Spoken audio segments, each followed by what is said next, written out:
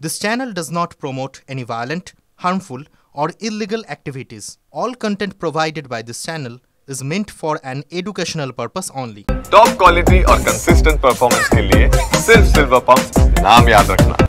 যাদবপুর কাণ্ডের প্রতিবাদ করায় মেদিনীপুরের নৃশংস পুলিশি অত্যাচারের অভিযোগ এবার হাইকোর্টের দ্বারস্থ এসএফআই সমর্থক সুচরিতা দাস। থানায় তুলে নিয়ে গিয়ে বেধড়ক মারধরের অভিযোগ পুলিশের বিরুদ্ধে পেটানো হয় বেল্ট দিয়ে, রাতভর মারধরের পর ভোরে ছেড়ে দেওয়া হয় বলে অভিযোগ। অভিযুক্ত পুলিশ অফিসারদের বিরুদ্ধে পদক্ষেপ চেয়ে হাইকোর্টে সুচরিতা। কথা বলবো, আমার সঙ্গে রয়েছেন আমার সহকর্মী শ্রাবন্তী। শ্রাবন্তী, কি জানা যাচ্ছে? দেখো, যাদবপুরে যে ঘটনা হয়েছে তার প্রতিবাদে পশ্চিম মেদিনীপুরে মেদিনীপুর কলেজের সামনে বিক্ষোভ করছিলেন একটি ছাত্র সংগঠনের সদস্যরা। তাদের মধ্যেই সুচরিতা ছিলেন, যাকে সন্ধ্যায় তুলে নিয়ে যায় কোতোয়ালি থানার পুলিশ। এখন অভিযোগ রয়েছে যে এই সুচরিতা দাসকে রীতিমতো মারধর করা হয় জেলে, যথেষ্ট তার আঘাত গুরুতর রয়েছে। এই অভিযোগেই তিনি কলকাতা হাইকোর্টের দ্বারস্থ হয়েছেন। অভিযুক্ত পুলিশ অফিসারের বিরুদ্ধে পদক্ষেপ এবং থানার সিসিটিভি ফুটেজ সংরক্ষণের দাবিতেই মামলা করা হয়েছে। বিচারপতি তীর্থঙ্কর ঘোষ মামলা দায়ের করার অনুমতি দিয়েছেন। আগামী সোমবার এই মামলা শুনানি হওয়ার সম্ভাবনা। ধন্যবাদ শ্রাবন্তী। কথা বলছিলাম আমার সহকর্মী শ্রাবন্তীর সঙ্গে। যাদবপুর কাণ্ডে প্রতিবাদ করায় পুলিশের বিরুদ্ধে নৃশংস অত্যাচারের অভিযোগ উঠছে। কলকাতা মেডিকেলের 4 ডিএসও নেত্রীর শারীরিক পরীক্ষা হলেও মিলল না রিপোর্ট।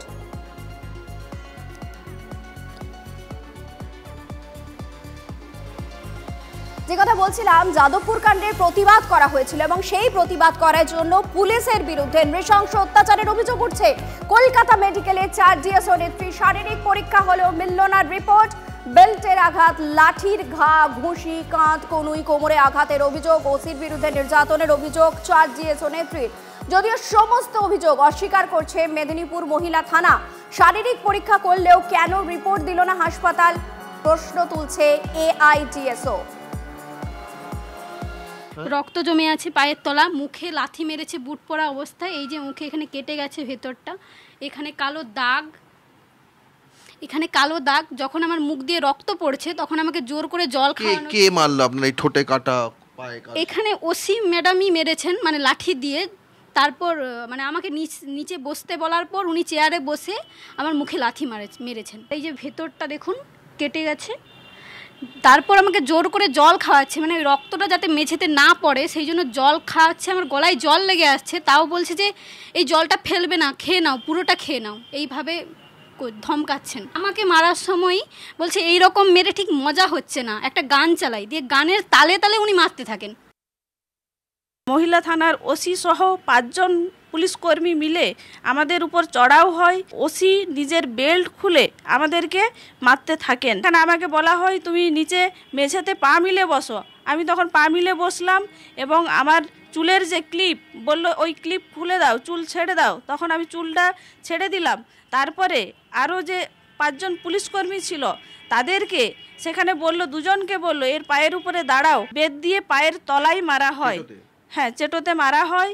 এবং এরকম আঘাত করতে করতে আমাকে বলা হয় এই থানার অভ্যন্তরে অনেক জায়গা পড়ে আছে, এখানে তোমাদেরকে মেরে এখানে যদি পুঁতে দেওয়া হয় কেউ কোনো খোঁজ তল্লাশ পাবে না। জ্বলন্ত মোমকে গায়ে ফেলে, মানে এই যে এখনো আমার চিহ্ন আছে এই জায়গাটাতে, এবং এই জায়গাটাই ফোসকা হয়ে চামড়া, হ্যাঁ মোমবাতি ফেলেছিল, হ্যাঁ জ্বলন্ত মোম ফেলে এরকম ভাবে আমাদের নির্মম অভিযোগ করছেন, আপনি গুরুতর অভিযোগ করছেন। এই প্রমাণ যাতে না থাকে তার জন্য অভিভাবকদের আসার আগে আমাদেরকে জোরপূর্বক স্নান করতে বলা হয়। পুলিশের বিরুদ্ধে একেবারে গুরুতর অভিযোগ উঠছে। যাদবপুর কাণ্ডের প্রতিবাদ করায় পুলিশের বিরুদ্ধে নৃশংস অত্যাচারের অভিযোগ। কলকাতা মেডিকেলে 4 ডিএসও নেত্রীর শারীরিক পরীক্ষা হলেও মিলল না রিপোর্ট। বেল্টের আঘাত, লাঠির ঘা, ঘুষি, কাঁধ, কনুই, কোমরে আঘাতের অভিযোগ। ওসির বিরুদ্ধে নির্যাতনের অভিযোগ 4 ডিএসও নেত্রী। যদিও সমস্ত অভিযোগ অস্বীকার করেছে মেদিনীপুর মহিলা থানা। শারীরিক পরীক্ষা করলেও কেন রিপোর্ট দিল না হাসপাতাল, প্রশ্ন তুলছে এআইডিএসও। পুরো সিনেমায় যেটা আমরা দেখেছি, কিন্তু আমরা যেন বাস্তবে সেটাকে প্রত্যক্ষ করলাম। মানে সিনেমায় যেভাবে নৃশংসতা দেখানো হয়, হ্যাঁ, পুরো ওই রকম করেই দেখানো হয়েছে। তারপরে যেভাবে দুজন দুদিকে চেয়ারে করে বসে বা দাঁড়িয়ে পায়ের উপরে যেভাবে দাঁড়িয়ে দেওয়া হচ্ছে, মোমের ছ্যাঁকা দেওয়া হচ্ছে, মোমের ছ্যাঁকা যাতে বাইরে না প্রকাশ হয় তার জন্য পা দিয়ে বুট দিয়ে পা দিয়ে ঘষে দেওয়া হচ্ছে, যাতে সেই চিহ্ন আমরা বাইরে কারোর সাথে দেখাতে না পারি। খাবারের ঠিকমতো ব্যবস্থা করা হয়নি, জল পর্যন্ত দেওয়া হয়নি, এবং যে বোতলে জল দেওয়া হয়েছিল সেটা অনেক দিনের নোংরা বোতল, আমরা জল খেতে পারছিলাম না। পাশাপাশি রাত্রিবেলায় সব কিছু হচ্ছে যে আপনাদের শুধুমাত্র ছাত্র ধর্মঘটে সামিল হওয়ার জন্য। হ্যাঁ হ্যাঁ, ওনারা ওইটাই বলছেন, যে বারবার বলছেন যে আন্দোলন করবার স্বাদ জেগেছে, একদম স্বাদ মিটিয়ে দেওয়া হবে, এই রকম করে তারা হুমকি দিয়েছেন। অভিযোগ নাকি ভিত্তিহীন, এআইডিএসওর অভিযোগ উড়িয়ে গতকাল এমনই দাবি করেছিলেন জেলার পুলিশ সুপার। অভিযোগ করেছে যে পুলিশের তরফ থেকে তাদের অত্যাচার করা হয়েছে। আমি বলবো যে এরকম ঘটনার কোনো অবকাশই নেই। এর কারণ সেখানে সাফিসিয়েন্ট সিনিয়র অফিসার ওখানে উপস্থিত ছিল। আমাদের মহিলা পুলিশের মহিলা থানাতেই সেই মহিলা যারা স্টুডেন্টস পড়ুয়া ছিল তাদেরকে রাখা হয়েছিল।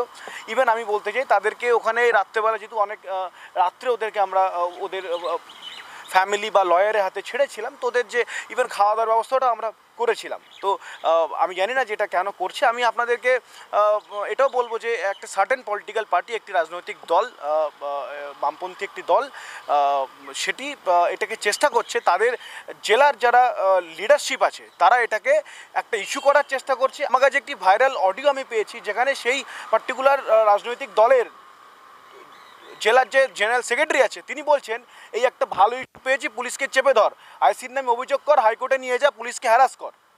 গণতান্ত্রিক পরিবেশ রক্ষা করার জন্য আমরা সেদিন যেটা করার আমরা করেছি, এবং সেখানে পুলিশের যে ব্যবস্থা নেওয়া আপনারা জানেন, কোনো রক্তপাত হয়নি, কোনো ঝামেলা সেখানে হয়নি। যদি তারা মাননীয় হাইকোর্টও জিনিসটা নিয়ে যায়, আমরা সেই হাইকোর্টে সমস্ত তথ্য পরিসংখ্যানের সহিত আমরা সেটা জমা দিতে সক্ষম হব।